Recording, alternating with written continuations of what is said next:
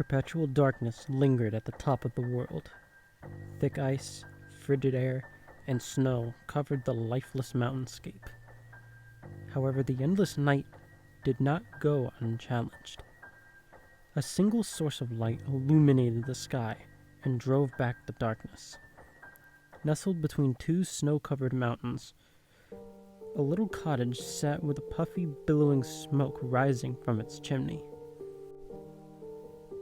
Ignoring the fact that the nearest civilization was thousands of miles away, to the casual eye, the house was simply a warm and welcoming home. Still, one might say to themselves, what an odd thing to find in such a bleak place. How could such a thing come to be? Like most things found in the North Pole, not everything is as it appears. The land was unforgiving and cruel. It could take your life within minutes. Only a select number of creatures were given permission to live in this harsh and relentless wilderness. All others who entered this domain did it of their own accord, such as the residents of this tiny little home.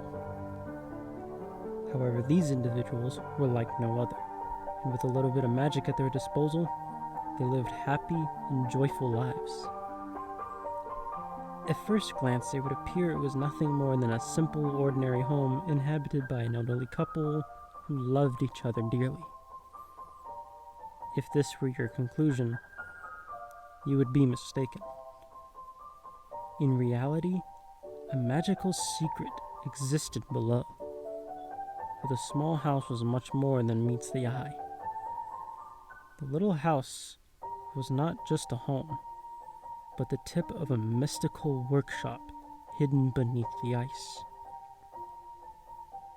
For centuries, children around the world found joy from the efforts of the hidden workshop. All year round, tiny magical hands toiled and labored to create toys and playthings for all the good children of the world. Elves, the last of the magic creatures from old, dwelt within its walls and used their mystical nature to create wondrous and joyful things for Christmas morning.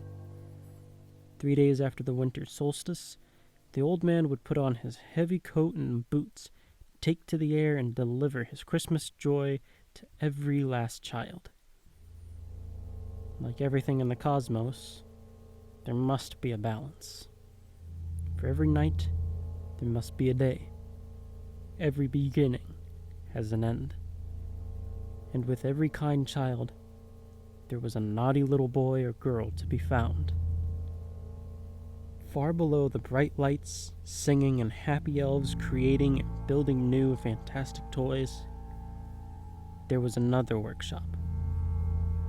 There the warmth of the hearthstones could not reach, while the purpose of the upper workshop was to bring happiness. The other was dark and sterile. It too had a purpose. It was here where the masses of cheap and easily broken toys were made. There was no love put into these objects. Never would a child's eyes brighten with wonder and awe upon seeing these gifts on Christmas morning. In his wisdom, the old man knew that even a naughty child should not be forgotten during this time of goodwill. However, the old man was no fool, and had no desire to waste his resources on such unsatisfying tasks. This responsibility was handed to the banished and exiled elves that inhabited the deepest bowels of the workshop. Those with selfish hearts and greedy desires, stripped of their immortality, they wasted away in the dark, with only the trinkets and flimsy materials to pass the time. Erga Etta sat in the poorly lit corner of a tattered workbench. His focus was entirely devoted to the old and worn piece of brass in his hands. The clangs of his hammer hitting metal rang out and echoed through the dark halls and passageways. He pounded the brass sheet relentlessly until the metal slowly began to surrender its shape and bend to Erga's design. Suddenly the hammer flew out of the mad elf's grasp. He examined his limp hand, trying to will it back into his control. Fury filled his heart as he watched the necrotic flesh slough off his bony hand. He didn't have much time. His other hand was weak, but still capable of grasp. He reached into his toolbox and removed a long, warped nail and stabbed it into the back of his paralyzed hand. He pushed on the nail until its tip broke through the skin and emerged through his palm. Immediately, the pain surged and shot up his arm. The thick, rigid tendons loosened in his hand, giving him temporary use of his digits once more. The elf picked up his hammer and resumed molding the shape of the brass plate. With each impact upon the brass, he poured his rage into his creation. How ironic that the product of his tireless work was meant for the ones he hated the most. His deteriorating body was fading fast. He possessed just enough magic to fuel the curse that he would cast upon the object.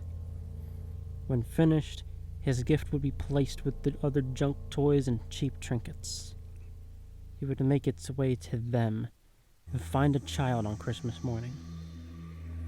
The curse would take hold and slowly begin tearing apart their lives. It would channel their essence back to him and reignite his immortality. The object would pass from one child, then to another, century after century. He had just enough magic left to invoke his curse. Ergra had once lived and worked above. Like any other elf before him, he loved nothing more than to create beautiful and wondrous toys and gizmos. However, in his heart, he wished that he could keep some of his creations for himself. One day, his eyes fell upon a beautiful music box his friend Delilah had created. The music box was extraordinary. It was meant as a gift to a king's firstborn. It was magnificent, crafted from oak and bore an elaborate gold design on each of its sides. When opened, a figurine of 3 children danced hand in hand to a beautiful lullaby around a magnificent Christmas tree. Erga Etta had never desired anything more in his life. It filled his heart with jealousy. He became resentful that this precious and rare treasure would go to an undeserving human infant. The little girl didn't deserve it.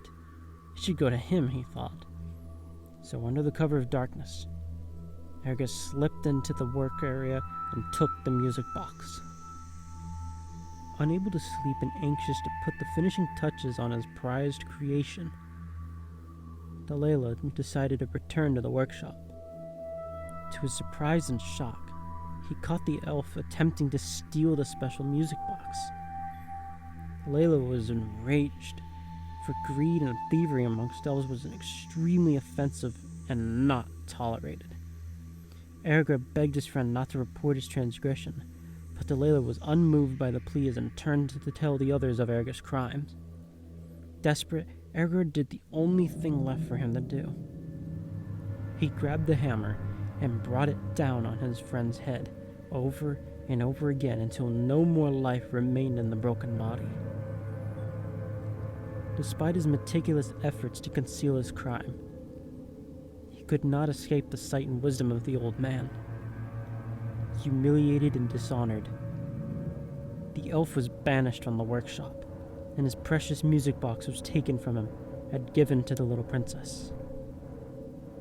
Stripped of his immortality, Erga Etta was cast into the cold, dark corners of the other workshop to spend his remaining days, never to create a beautiful thing again. As the seasons passed, his hatred for all children grew and ate away at his sanity. He gritted his teeth knowing that the children of man were given everything and he had nothing. Hunched over his work, Erga feverishly worked to complete his masterpiece. He stared down at the anvil and hammered down on the brass. Each strike brought about the faces of a child into his mind. It lives in warmth. The blunt hammer formed the metal into a hollow cylinder. It stuffs its face with sweets and treats. Stumpy legs were welded into place. It gets everything it asks from Mommy and Daddy. A malformed head and crooked ears took shape. It gets anything its little heart desires. The brass surface was scrubbed of debris and grime. It gets everything it wants. Small turquoise stones were fixed to the brass body. I hate it. One glimmering red ruby stone was bound to the left side of the figurine's head. I hate it. Finally, a second red ruby was embedded into the surface on the face's other side. I hate them all. In the glow of the fire, Erica held up the brass figurine. It was a disturbing representation of a rabbit. Its body was a lattice of crisscross brass strips, bejeweled with a pale blue turquoise stone at each intersection. Its head was malformed and gave the impression of a dead thing instead of a pleasant rabbit full of life. He placed the atrocious thing upon an open silver locket that contained a mirror on each of the hinged inner sides. With the rabbit figurine facing one of the mirrors, he carefully opened a vial that held a clear fluid. It was lymph. The lymph from an elf was the source of magic that flowed through their bodies, like that of blood from a second set of unique arteries found within its own circulatory system and pumped by a very special second heart. Only a few tiny drops fell out of the vial. It splashed onto the figurine and mirrored the locket, illuminating them with golden glow. Ergo closed his eyes and spoke the words of Wormwood in his elven tongue. The clear liquid turned black and stained the surface of both the rabbit statuette and the silver locket. The glow turned into a deep purple, then slowly faded. Pleased with the outcome, he gently placed a cloth over the object without making eye contact to obscure it from sight, and ever so carefully placed it in a small box decorated with holiday cheer. Finished with his work, Erga turned to leave, pushing past the corpses of several helves hanging upside down from the support beams of the other workshop. Their lifeless bodies drained completely of every last drop of magical lymph from slit throats. Erga's calculation had been correct. He had placed just enough magic to fuel the curse placed on the object. The mad elf smiled and began to laugh. For the first time in a very long time, Erga Etta's heart filled with anticipation at the approach of Christmas morning. The little girl sat in a large pile of torn wrapping paper from the many gifts she found under the Christmas tree. On the morning of December 22nd, Gabby awoke earlier than everyone else. She went downstairs and glared at the many presents that continuously tempted her. It was as if they teased and mocked her every time she looked at the colorful and beautiful wrapping paper. She would receive such a terrible scolding from her parents, but she couldn't wait any longer. At first it would be only one gift, then it became two, then another, and another. Before she knew it, all of her presents had been opened. Despite getting everything she asked for, the desire for more was not satisfied. When Gabby stood, a small gift next to the base of the Christmas tree caught her eye. She could have sworn it had not been there before. The wrapping paper was worn and yellowed with age. Written in big words was a tag that said, "To Gabriella." It was like no other, and she surely would have seen it before now.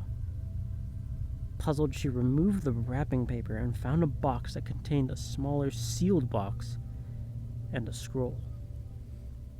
She opened the scroll and read, Congratulations, lucky one. You are the proud owner of Pepe the rabbit.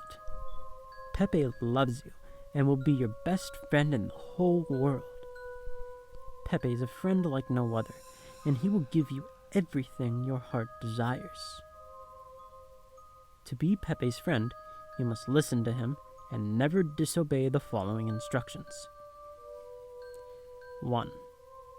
Place Pepe on his locket facing the mirror. 2.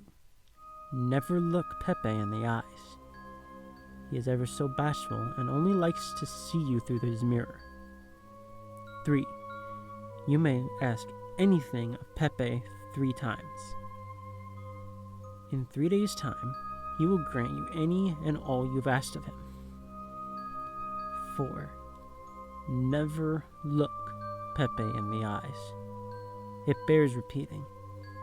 He does not like it and will be upset if you disobey this rule. Remember, lucky little boy or girl, Pepe loves you. He loves you more than anything else in the whole wide world. Pepe will make sure no one will ever hurt you ever again. And if you love Pepe, you will listen to him and do whatever he asks of you. Pepe loves you, and no one can ever come between you and him. Pepe loves you.